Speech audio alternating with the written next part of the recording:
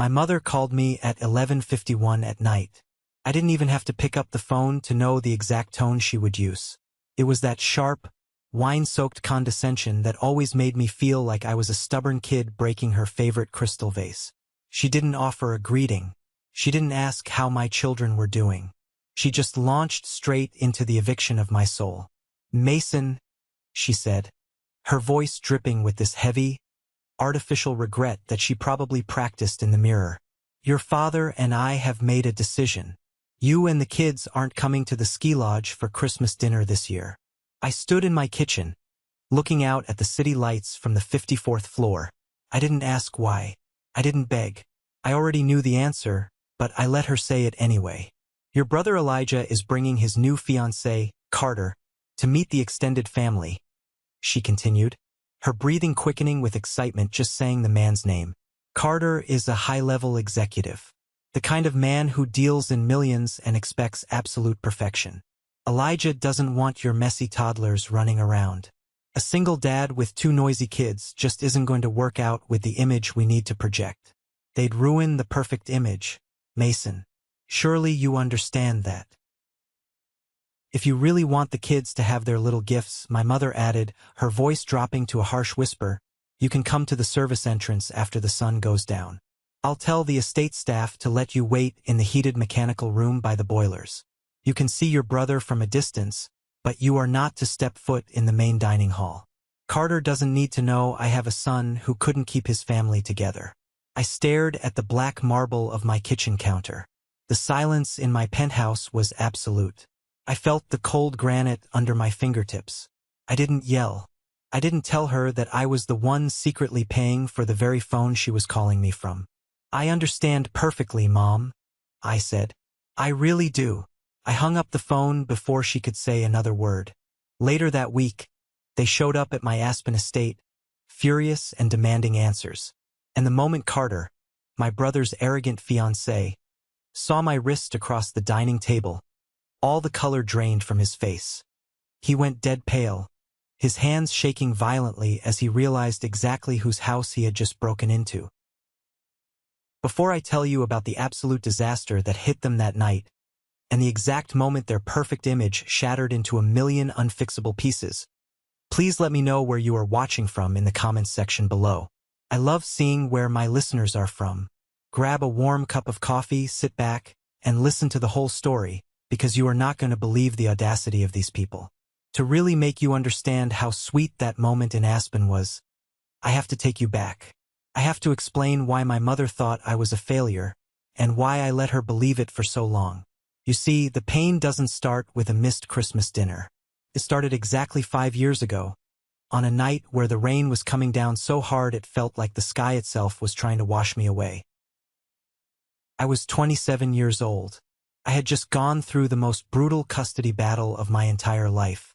My ex-wife had walked out on us, leaving me with 2 babies under the age of 2. The divorce was absolute hell. I was drowning in legal fees. Every single penny I had saved went straight to my lawyer just to ensure my kids wouldn't be taken away from me. I lost my apartment. I lost my entry-level finance job because my boss couldn't handle me missing work to attend mandatory court hearings. I had absolutely nothing left except a battered suitcase and my 2 sleeping children in the back of my old rusted sedan. With nowhere else to go, nowhere to turn, I drove to my parents' house in the suburbs.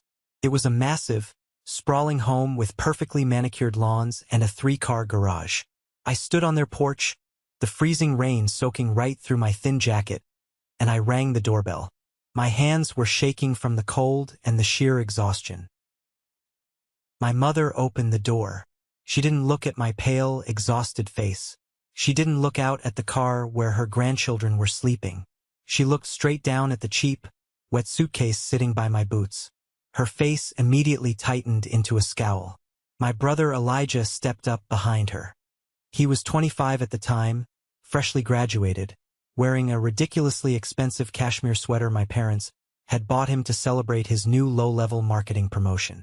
He crossed his arms, leaned against the doorframe, and smirked at me like I was a beggar off the street. "You can't stay here, Mason," my mother said, her voice entirely flat. We have guests coming this weekend for Elijah's promotion party. A son showing up with baggage and 2 crying babies doesn't fit the family brand. You're a failed investment, Mason. You made your bed. Now figure it out somewhere else. She closed the heavy oak door right in my face. The click of the deadbolt locking was the loudest sound I had ever heard in my life. I stood there in the freezing rain, water dripping down my face, and I made a silent promise to myself right then and there. I would never, ever be at the mercy of these people again. The next 5 years were a masterclass in sheer, unrelenting survival. I didn't just survive that rainy night. I let it fuel a fire inside me that burned hotter than anything my family could ever comprehend. I managed to rent a tiny, cramped 1-bedroom apartment on the wrong side of the tracks. The floorboards creaked so loud I had to memorize exactly where to step so I wouldn't wake the kids when I was pacing at night. I hired a young guy named Luke, a college student studying early childhood education, to watch my kids during the day. He was a godsend. While Luke watched my babies, I went to war with the world.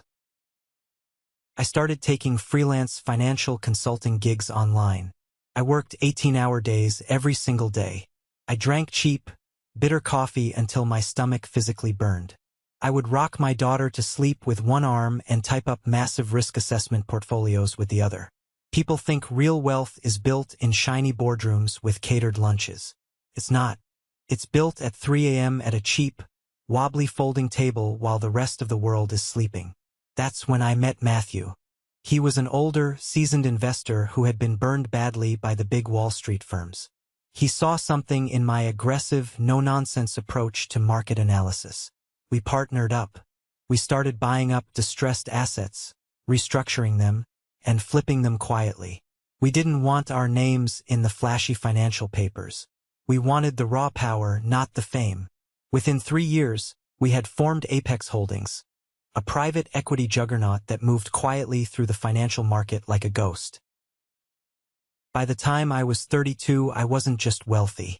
I was the chief executive officer and majority shareholder of an absolute empire. I owned a 54th-floor penthouse that looked down on the city. I had a private Gulfstream jet. My children were enrolled in the best private schools in the state, and Luke was now my full-time, highly paid estate manager. But my family didn't know a single detail about this. To them, I was still the miserable failure who got locked out in the rain. I intentionally kept my name off all public corporate registries. I drove a modest, 5-year-old sedan whenever I had to see them, which was rare. I wore plain, unbranded clothes. I played the part they desperately wanted me to play because I wanted to see exactly who they really were when they thought they held all the cards. And who they were was exactly who they had always been: greedy, superficial, and deeply flawed. About 3 years into my massive success, the harsh reality of my parents' reckless spending finally caught up with them. My father's business went bankrupt. That sprawling suburban house they loved so much was aggressively foreclosed on by the bank. They had absolutely nothing. Elijah, of course, was too busy pretending to be a wealthy big shot on social media to lift a finger to help them. He was living entirely on maxed-out credit cards, trying desperately to keep up appearances with his new upper-class friends. So, through a heavily layered dummy corporation, I rented a luxury high-rise apartment in the city. I paid the exorbitant $8,000 a month rent in full, completely anonymously, and had a fake property manager tell my mother she had won a highly exclusive subsidized housing lottery for distressed seniors. I paid for their electricity, their high-speed internet, their premium cable packages, everything. I did it because, despite everything, they were still my parents. I thought maybe losing everything would finally humble them. I thought maybe, just maybe, they would appreciate the quiet safety net. I was dead wrong. Whenever I visited them in that beautiful apartment, my mother would do nothing but complain. She hated the color of the imported marble in the kitchen. She complained that the building's concierge was too slow and disrespectful. She would look at me, sitting there in my plain clothes, and sigh heavily. "If you had just applied yourself, Mason," she would say, sipping expensive tea paid for entirely by my hidden money, "you could have provided a place like this for us. Instead, we have to rely on government charity while you still struggle to feed those kids of yours on whatever pathetic salary you make." My father would just sit there in his recliner, staring at the TV, offering no defense for me. I would just smile, nod, and take a sip of water. I never said a word. I let her live completely in her grand delusion. Let her think I was nothing. But the final straw, the exact moment the last remaining thread of my loyalty violently snapped, happened just 2 months before that infamous Christmas phone call. I was sitting in my massive corner office at Apex Holdings. The glass walls offered a breathtaking panoramic view of the entire city skyline. Matthew, my business partner and closest friend, walked in holding a thick, red confidential folder. He didn't look happy. In fact, he looked furious. He set it down heavily on my mahogany desk. "Mason," Matthew said, his voice grim and low. "Our forensic accounting department flagged something major on the personal trust accounts you set up for the kids." I frowned. I had set up an ironclad college fund for my 2 children, heavily guarded, but legally requiring a secondary family trustee just in case something tragic happened to me. I had foolishly put my mother's name down years ago, thinking it was just a standard legal formality. I never in a million years thought she would figure out how to access it, let alone try. I opened the heavy folder. Inside were stamped copies of multiple wire transfers. My mother, Margaret, had forged my signature and bypassed the security protocols to siphon exactly $100,000 out of my children's college fund. I felt a cold, hard knot form in the pit of my stomach. The money wasn't the issue. I made that much in interest before lunchtime. The issue was the sheer, horrific betrayal. She was stealing directly from the future of her own grandchildren. "Where did the money go?" I asked, my voice dangerously calm. Matthew flipped to the next page, pointing to a highlighted bank routing number. "She wired it directly to a premium event planning company in Boston. It was a massive, non-refundable deposit for Elijah's upcoming wedding to Carter." I sat back in my leather chair, staring at the ceiling. My mother had stolen my children's future to pay for a lavish, over-the-top party so her golden child could impress his wealthy fiancé. She was stealing from the son she threw away to glorify the son who did nothing but consume. I looked closer at the documents. There was another signature on the transfer authorization. Samuel, our longtime family lawyer. He was the one who notarized the forged documents. He helped her do it. "Do you want me to freeze the accounts and call the police?" Matthew asked, ready to pull the trigger and ruin them. I stared at the signatures for a long time. The anger that usually comes with betrayal wasn't there. Instead, there was just this icy, crystal-clear focus. I wasn't going to just call the police. That was far too easy. A simple arrest wouldn't destroy the fake reality they had built. I wanted them to climb all the way to the absolute top of their imaginary pedestal before I violently kicked it out from under them. "No," I said softly, a slow, dark smile spreading across my face. "Let the wire transfer clear. Let the money hit the venue's bank account." Matthew looked at me, totally confused. "Mason, that's $100 grand. That's grand larceny. It's federal wire fraud."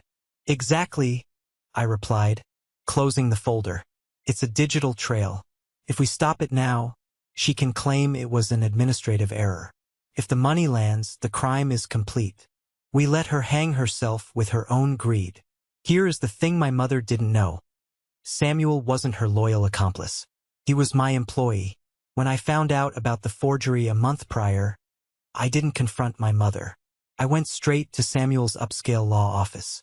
I sat across from his expensive oak desk, slid the undeniable evidence of his complicity across the table, and gave him a very simple choice. He could either face immediate disbarment, total public humiliation, and federal prison for assisting in wire fraud, or he could quietly work for me. As expected, the coward chose self-preservation. For the past month, Samuel had been feeding my mother enough legal loopholes to make her feel absolutely invincible.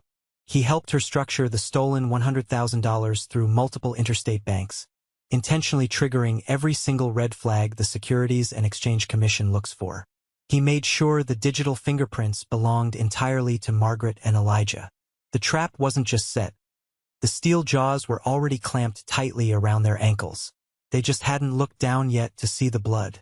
On the night of that phone call, the night she told me I was banned from Christmas because my children were an embarrassment to Carter's perfect image, I walked over to the massive floor-to-ceiling windows of my penthouse. The city below was a sea of glittering lights. My phone buzzed in my hand. It was a text message from a blocked number, but I knew exactly who it was from. The message read, "The secondary wire transfers are complete. The SEC bait is set. I'm sorry it had to come to this, Mason." It was from Samuel. The federal trap was officially armed. When I read that text, I didn't feel sad. I didn't feel rejected by my family. I felt completely, utterly free. The massive debt of blood and obligation was officially canceled. I put my phone in my pocket and walked over to the kitchen island. I picked up my tablet and opened the Savant home automation app. It was the master control for the luxury apartment I had been secretly paying for all these years. My mother had just told me I wasn't fit to sit at her table. She told me my children were a stain on her family image. She told me to go stand by the boilers like a stray dog. I looked at the glowing screen. I tapped the icon labeled Margaret Residence. With one deliberate, satisfying swipe of my finger, I revoked all guest privileges. I shut down the high-speed Wi-Fi network instantly. I canceled the premium cable packages she loved to watch all day. I disabled the smart thermostats, ensuring the brutal winter chill would quickly seep into the walls of the apartment. And finally, the most important part, I changed the digital lock codes on the heavy front door. I left her in the dark. In a freezing apartment she could no longer enter or exit freely, exactly where she wanted to keep me all those years ago. Let her experience the cold. The very next morning, while my mother was undoubtedly screaming at the building superintendent trying to figure out why her perfect life had just been shut off like a light switch, I was sitting in the plush leather seat of my private Gulfstream jet. We were 30,000 feet in the air, flying straight toward the snow-capped peaks of the Rockies. Matthew sat across from me, sliding a thick, heavy dossier across the mahogany table. "The Vanguard financial acquisition is completely finalized," Matthew said, tapping the cover of the file. $120 million. We own them lock, stock, and barrel as of 8 a.m. this morning. I opened the folder. Vanguard Financial was a massive asset management firm that had been struggling with bad leadership and bloated expenses for years. Apex Holdings had been quietly buying up their debt, backing them into a corner until a hostile takeover was their only option for survival. But that wasn't why I bought them. I didn't care about their portfolio. I bought them specifically for the man listed on page 4 of the executive summary.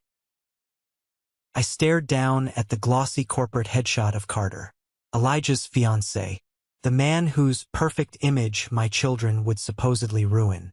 He was a senior director of client relations at Vanguard.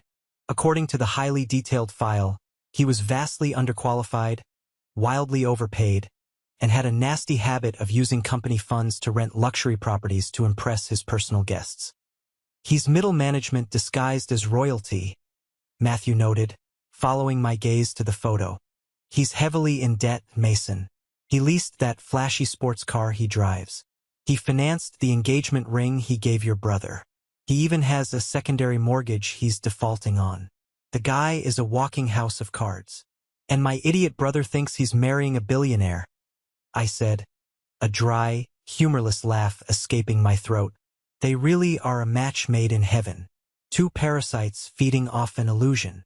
We landed in Aspen a few hours later. The brutal cold mountain air hit my face like a wall as I stepped off the jet. A sleek, armored black SUV was waiting on the tarmac to take me directly to Obsidian Peak.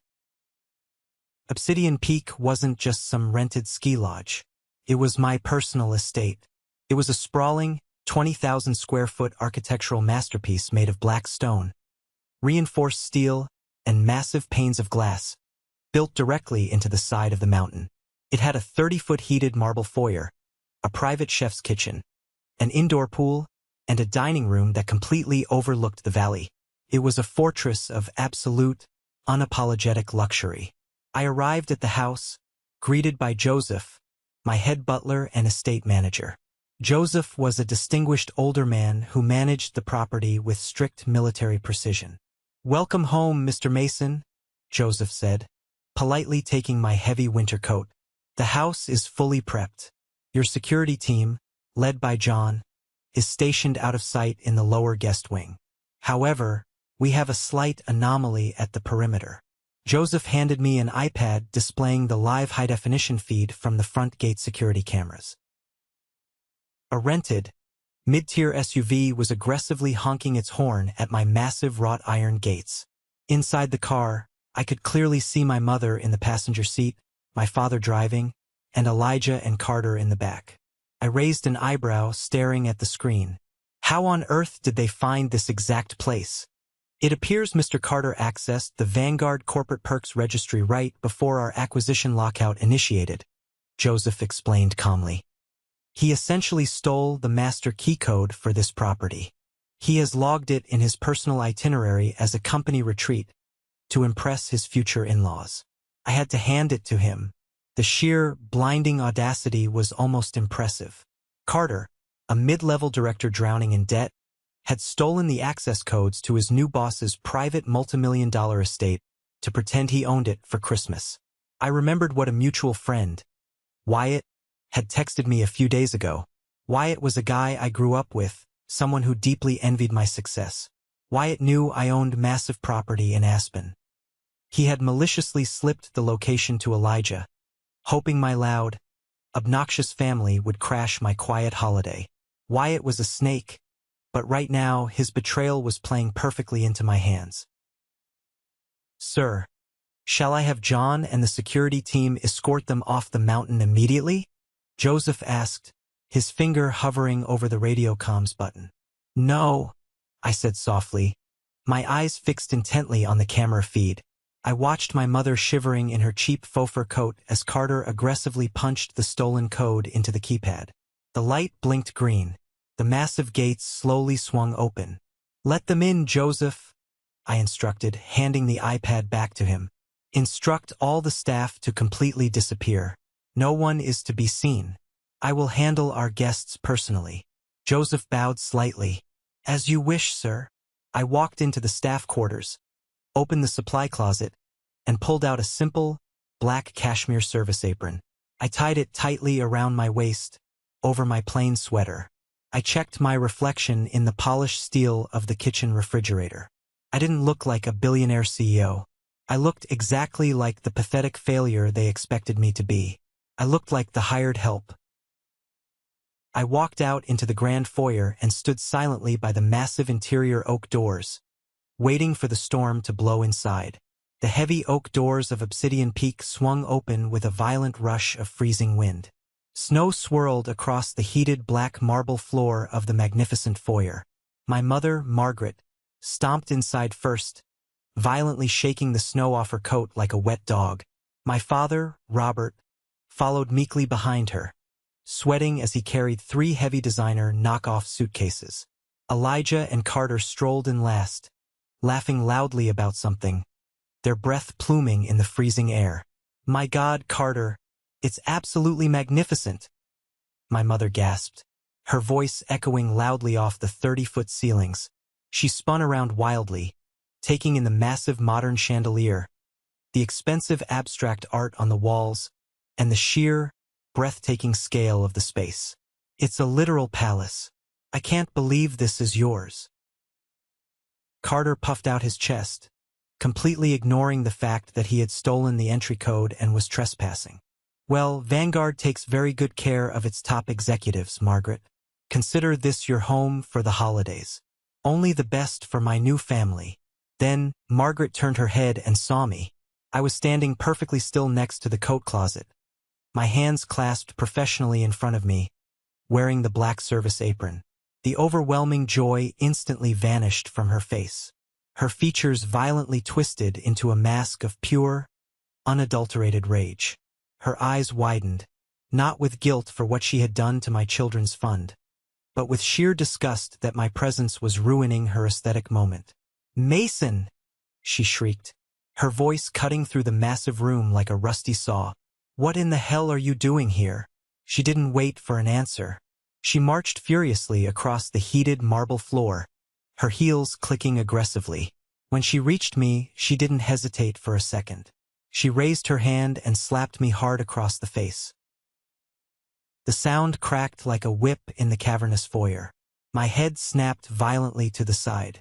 I tasted the sharp, metallic tang of copper in my mouth where my teeth bit into my inner cheek. I didn't flinch. I didn't raise my hands to defend myself. I slowly turned my head back to look at her, my eyes as dead and cold as the obsidian stone beneath our feet. "I told you," she hissed, pointing a trembling, manicured finger at my chest. "You were not invited. You and your baggage are not welcome in Carter's home. How did you even find us? Are you stalking your brother now to beg for money?" Carter stepped forward, puffing his chest out further to look authoritative. "I specifically told the Vanguard concierge I didn't want any local staff here. I hired a private cleaning crew to prep the house, but I didn't think they'd hire a charity case. Get out of the foyer and get to the kitchen right now. You don't stand in the entryway of a property like this. You look ridiculous." I caught Carter's eye for a split second. He was trying to act tough in front of his future in-laws, but I saw the slight, unmistakable tremor in his right hand. He was absolutely terrified that the Real owner might show up and discover his trespassing. He had no idea the real owner was the man he just ordered into the kitchen. I smoothed down my apron calmly. "I apologize for the intrusion, sir," I said, my voice perfectly flat, entirely devoid of emotion. "I will prepare the dining room for your evening meal." I turned on my heel and walked down the long, quiet hallway toward the kitchen. I could hear Elijah laughing cruelly behind me. "God, he's pathetic," Elijah sneered. 32 years old and still carrying bags and wearing aprons. It's embarrassing to even share a last name with him. "Some people are just born to serve, Elijah," my mother replied, her tone dripping with intense satisfaction. "It's a complete lack of ambition. Mason always preferred the dirt to the gold." I walked into the massive chef's kitchen and closed the door softly. I wiped the small drop of blood from the corner of my mouth. I wasn't angry. Anger is a hot, uncontrolled, messy emotion. What I felt was absolute, freezing clarity. They were walking blindly into a wood chipper, and they were complaining about the noise. An hour later, the dinner in the formal dining room of Obsidian Peak was a masterclass in absolute delusion. The dining table was a massive slab of polished mahogany that seated 20 people comfortably. Carter naturally took the head of the table like a king. He was pouring generous glasses of my personal, 50-year-old single malt scotch, swirling it arrogantly in the crystal tumbler. Elijah leaned into him, his eyes glittering with a predatory kind of triumph, completely oblivious to the massive financial ruin looming over his entire family. My parents sat across from them, acting like the royal monarchs of a castle they had absolutely no right to be in. They looked so pleased with themselves, so completely detached from reality. I brought out the first course, a delicate Wagyu beef carpaccio that my private chef had prepped before leaving for the night. I moved silently around the table, pouring wine, clearing small plates, playing the perfect, invisible servant.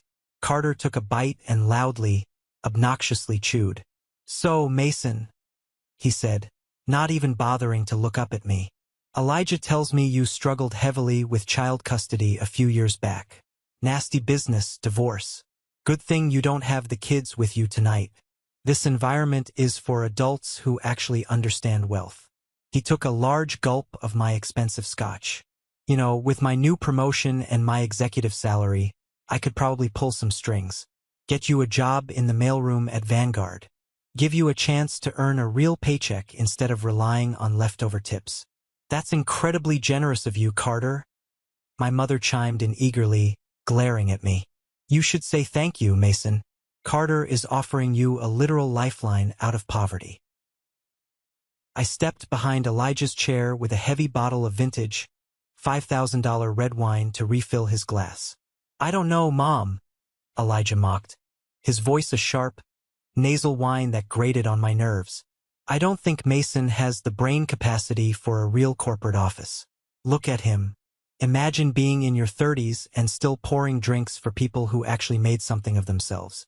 It must be so exhausting to have a life that's nothing but failure and regret. I leaned over slightly to pour the wine. My movements were slow, incredibly precise, and completely steady. I didn't let a single drop spill. Suddenly, Elijah jerked his elbow backward with a violent, practiced motion.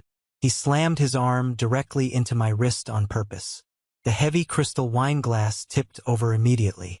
A dark, crimson wave of $5,000 vintage red wine cascaded off the mahogany table and splashed directly onto the front of my white shirt and my black cashmere apron. The deep stain spread instantly, looking like a massive, bleeding wound across my chest.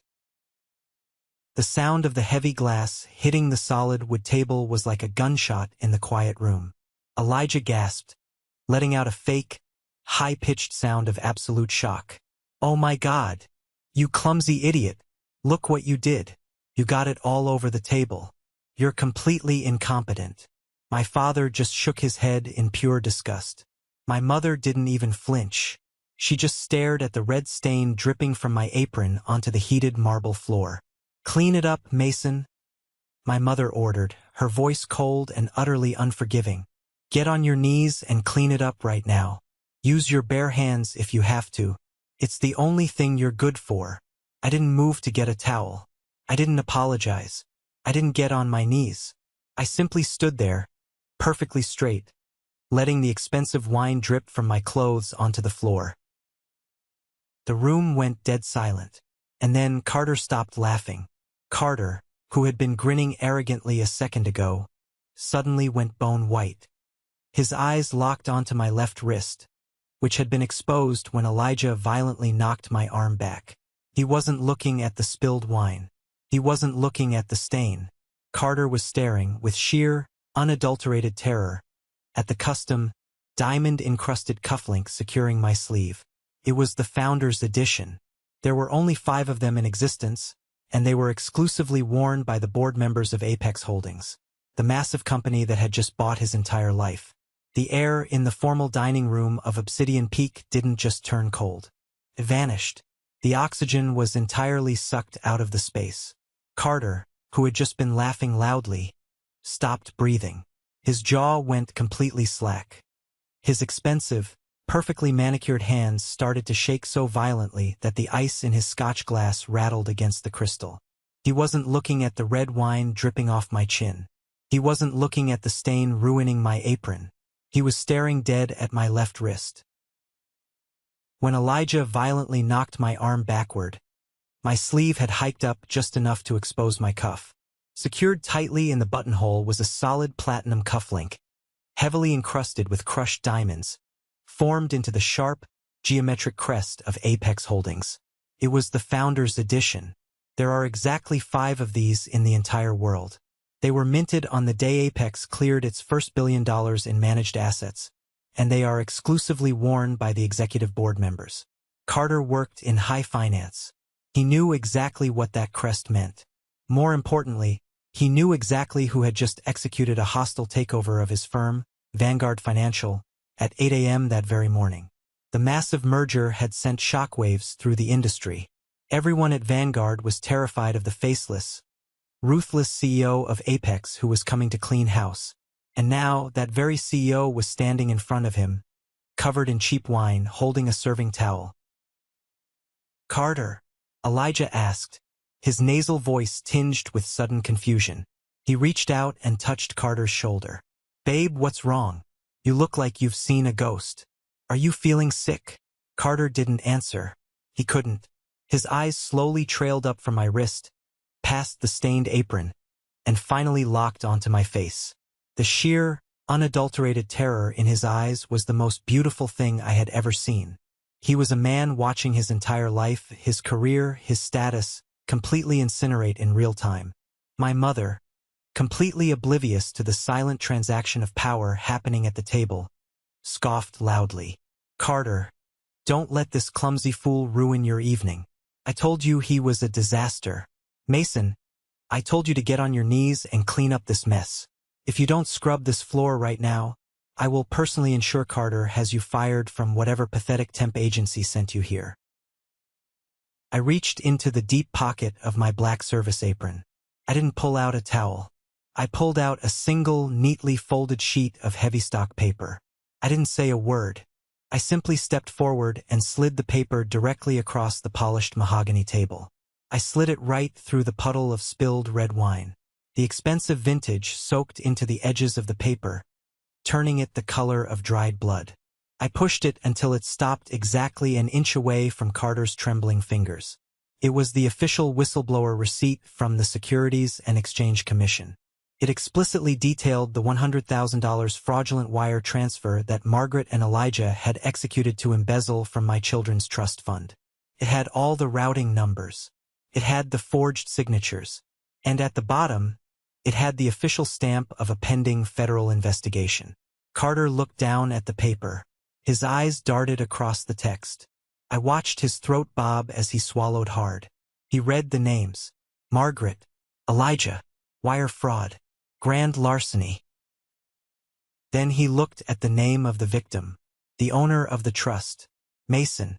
Carter looked at the paper, then at me, then at the terrified, completely confused faces of the family he thought was his golden ticket to a high society dynasty. He was engaged to a man who was about to be indicted by the federal government for stealing from a billionaire. I leaned in. The deferential, quiet posture of the hired help instantly evaporated. I stood up to my full height, rolling my shoulders back. I placed both hands firmly on the table and leaned toward Carter. My voice was no longer flat. It was a low, lethal whisper that cut through the silence of the room like a scalpel. I think it's time we stopped pretending. Don't you, Carter? I said. Carter swallowed a strangled gasp. He knew exactly who was standing over him, and he knew that in about 10 seconds, his entire world was going to end. What is that? Elijah demanded, trying to snatch the paper from the table. What are you showing him? Mason, what kind of sick joke are you playing? I ignored my brother completely. I stood up slowly, the wine-soaked cashmere apron feeling heavy and sticky against my chest. I didn't rush. I didn't yell. Panic is for people who don't have control. I had absolute control. I reached behind my neck, untied the wet apron, and let it drop to the floor. It hit the heated marble with a heavy, wet thud. I reached into my pocket and pulled out my smartphone. I pressed my thumb against the biometric scanner. A low, mechanical hiss echoed through the massive dining room as the heavy-duty smart locks on every single exterior door of the estate simultaneously engaged. The heavy steel bolts slid into place with a definitive clack. The soft hum of the high-speed Wi-Fi router in the corner cut out instantly, leaving the room in a heavy, pressurized silence. Elijah's phone, which had been buzzing non-stop with social media notifications, went completely dark. He tapped the screen frantically. Hey, the internet just died. I have no signal. What did you do? What is this? My mother demanded, her voice rising in a panicked screech. She stood up from her chair, her face flushed with anger. Mason, stop playing these stupid games. Turn the internet back on and clean up this mess before I call the police and have you arrested for trespassing. I finally looked directly at her. You aren't calling anyone, Mom, and you certainly aren't calling the police. They are already on their way, but they aren't coming for me. With a quick flick of my wrist, I mirrored my phone's display to the massive, 100-inch gallery screen mounted on the far wall of the dining room. The screen didn't show lovely family vacation photos. It lit up the room with cold, hard reality. The massive display showed two side-by-side documents. On the left was the massive red-stamped audit from the Securities and Exchange Commission detailing the wire fraud. On the right was the official acquisition contract between Apex Holdings and Vanguard Financial, complete with my bold signature at the very bottom as the sole purchasing authority. Elijah squinted at the screen, his brain struggling to comprehend the complex legal jargon. Apex Holdings? Vanguard? What does this mean? Carter, what is he showing us? Carter's chair scraped violently against the floor as he stood up. He stood up so fast he nearly tipped the heavy mahogany chair completely backward. His breathing was incredibly shallow, practically hyperventilating. His eyes darted frantically from the massive screen to my face, then back to the screen. He wasn't a millionaire. He wasn't a titan of industry. He was a mid-level director at a firm I had purchased just 12 hours ago. He was an ant and I was the magnifying glass. "Carter," I said, my voice as cold as the solid ice forming on the massive windows outside. "You've had a very busy month, haven't you? You authorized fraudulent corporate perks for a family of known embezzlers. You leased a car you can't afford. And, most impressively, you used a stolen executive key code to illegally enter a private, multimillion-dollar estate that belongs to your new boss." Elijah grabbed Carter's arm, his perfectly manicured nails digging deep into Carter's expensive suit sleeve. "Babe, what is he talking about? Tell him he's lying. Tell him you own this place. Carter, say something." Carter violently yanked his arm away from Elijah as if my brother's touch was physically toxic. He actually recoiled in disgust. "Shut up, Elijah," Carter hissed, his face a sickening, pale shade of gray. His voice cracked with sheer panic. "Just shut your stupid mouth. You have absolutely no idea who you are talking to. He's not the help." My mother gripped the edge of the table, her knuckles turning white. "Carter, don't speak to my son that way. Mason is a failure. He's a broke, divorced loser who couldn't even keep a roof over his head. He's the chairman of Apex Holdings." Carter screamed, completely losing whatever composure he had left. He pointed a shaking finger at me. "He owns my firm. He owns the bank that holds my mortgage. He literally owns my entire career. And this is his house. We broke into his house." The silence that followed was deafening. It was the kind of silence that happens right after a bomb goes off, before the dust even begins to settle. My mother slowly turned her head to look at me. The smug, condescending sneer was completely gone. In its place was a look of absolute soul-crushing horror. Her eyes darted around the luxurious dining room, taking in the 50-year-old scotch, the Wagyu beef, the massive chandelier.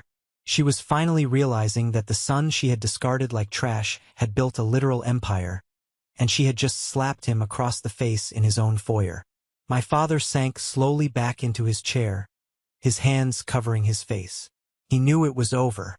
Carter turned back to me. His hands were shaking so badly he had to grip the back of his chair to stay upright. All his arrogance, all his snide comments about putting me in the mailroom, vanished completely. "Mr. Mason." "Sir," Carter stammered, his voice dropping an octave as he practically begged. I was completely misled. I had absolutely no idea they were stealing from your children's trust. I swear to God. Elijah told me it was family money. He told me you were completely estranged. I didn't know you owned Vanguard. I can fix this.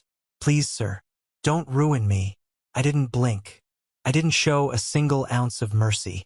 You can start by taking back that ring, I said smoothly, pointing to the massive diamond engagement ring glittering on Elijah's finger. According to my audit, that ring was purchased using a corporate bonus advance from Vanguard.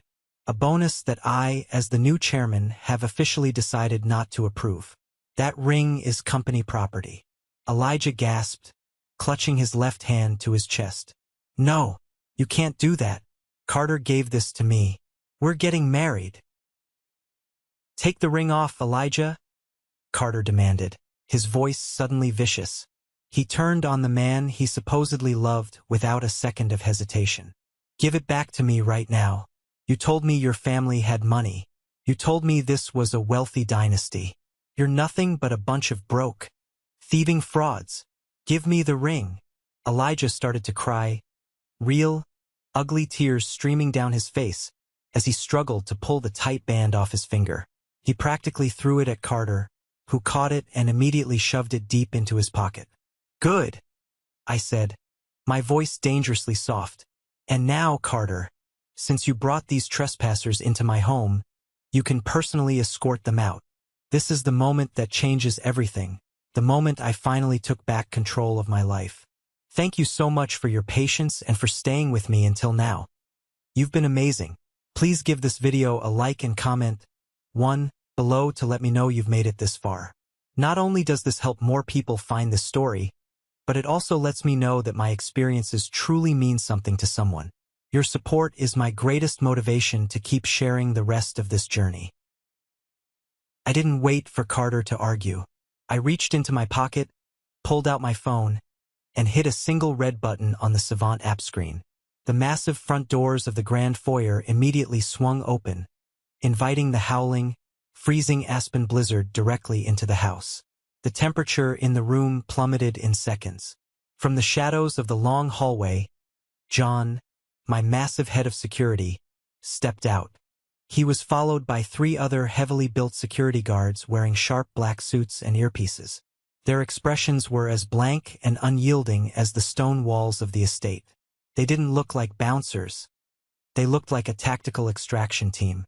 "Mr. Mason," John said, his voice a deep, authoritative rumble. "Shall we clear the trash, sir?" "Yes, John," I replied, not breaking eye contact with my mother. "These people are trespassing on private property." Margaret tried to stand up, but her knees entirely gave out. She sank back heavily into her mahogany chair, her hands trembling wildly.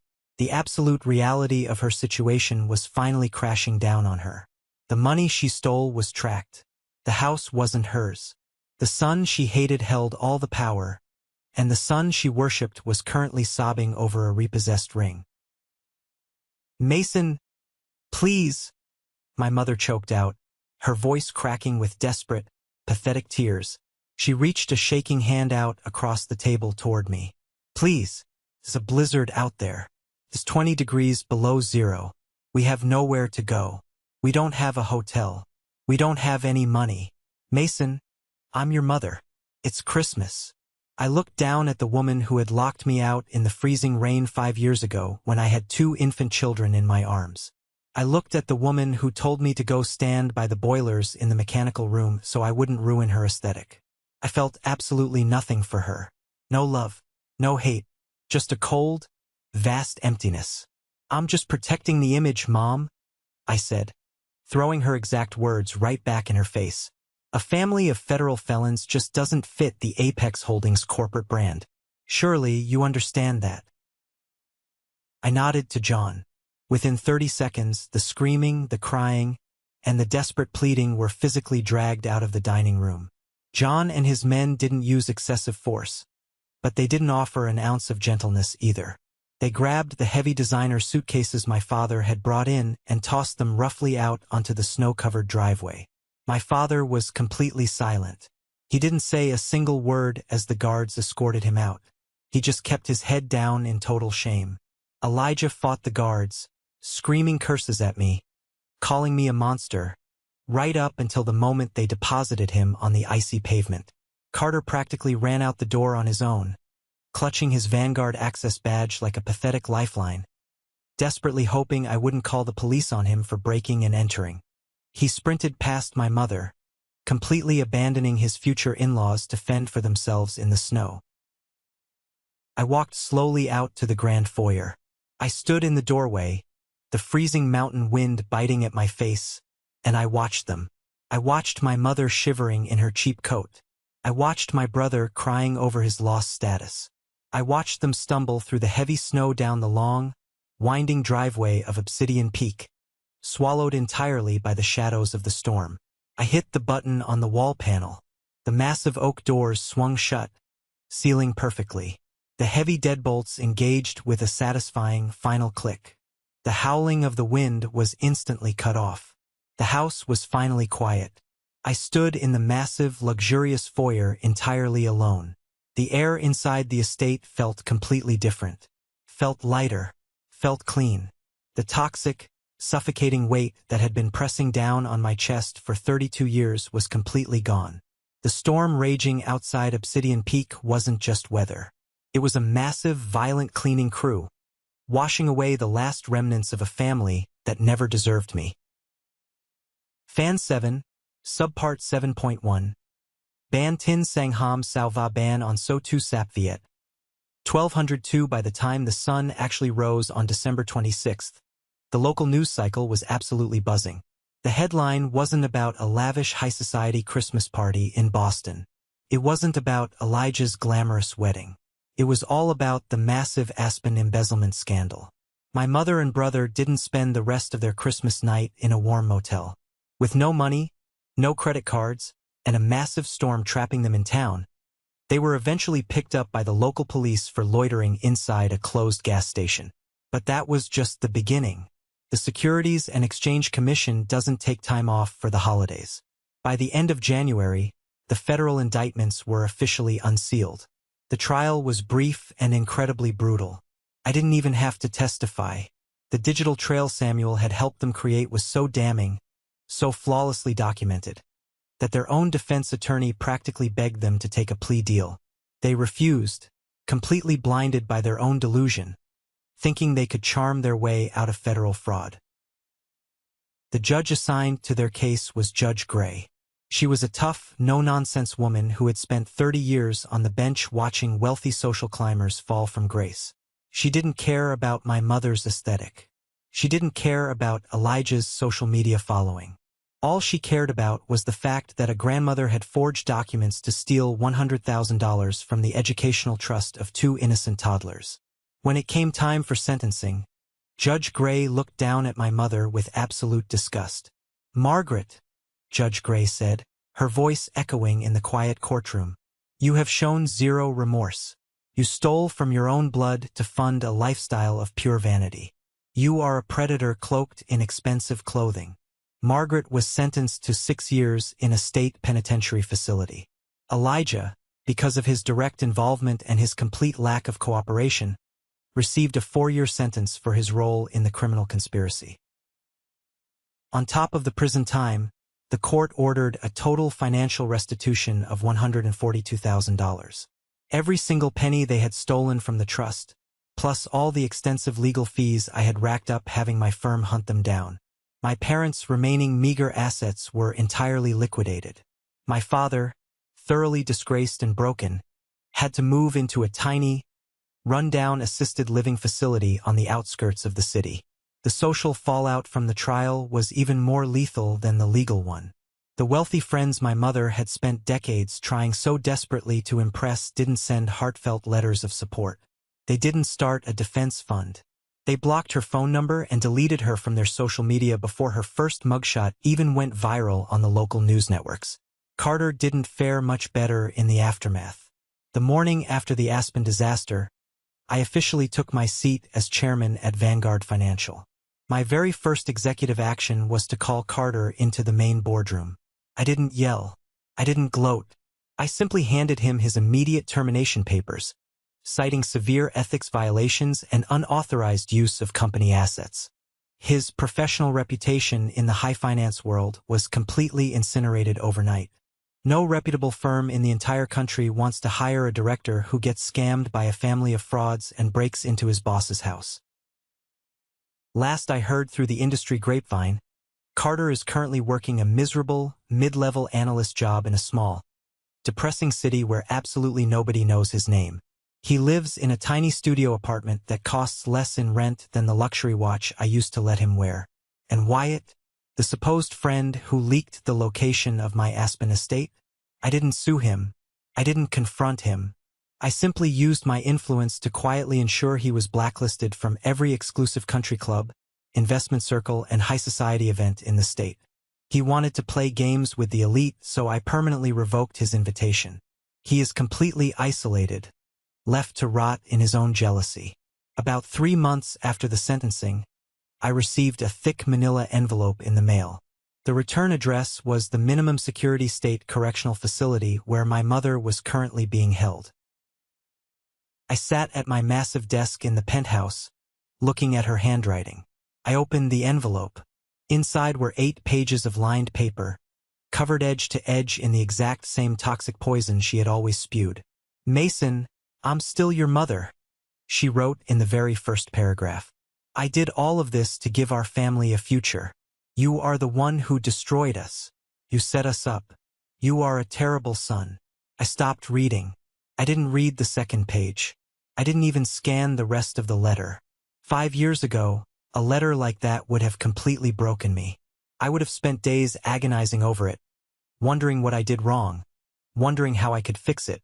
But sitting there, looking at those desperate, manipulative words, I felt absolutely nothing.